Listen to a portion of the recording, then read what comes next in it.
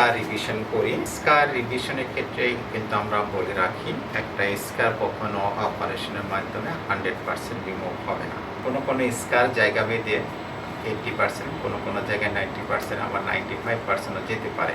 এটা ডিপেন্ড করবে শরীরে কোন জায়গায়, সেটার উপর ডিপেন্ড করবে। স্কার রিভিশনের ক্ষেত্রে আমরা খুব সাবধানতা অবলম্বন করতে হয়। আমরা ছোট্ট স্কার রিভিশন করার পরে খুব সামান্য পরিমাণ যে দাগ থাকে সেটার জন্য আমরা লেজার অ্যাপ্লাই করে থাকি।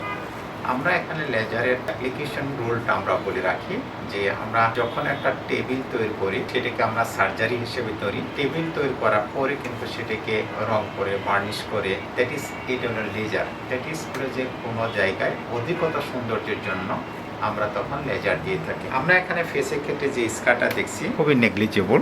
এখানে শুধুমাত্র একটু ব্ল্যাক এরিয়া আছে সামান্য, এটি আমরা হলো যে লেজার দিব। লেজার দিলে ইনশাল্লাহ আস্তে আস্তে সেইটা চলে যাবে। এখানে যে লেজারটা অ্যাপ্লাই করছি সাধারণত হলো পিগমেন্টেশনের ক্ষেত্রে, ব্ল্যাক পিগমেন্টেশনের ক্ষেত্রে আমরা পিকো লেজার ইউজ করি। পিকো লেজারের ক্ষেত্রে আবার তফাৎ আছে, সেখানে বিভিন্ন ধরনের লেজার আছে। এখন যে লেজারটা ইউজ করছি সেটা পিকো লেজারের আরেকটা ভেরিয়েন্ট হলো 755। এই 755 আছে, 1064 আছে, কার্বন লেজার আছে, 532 আছে,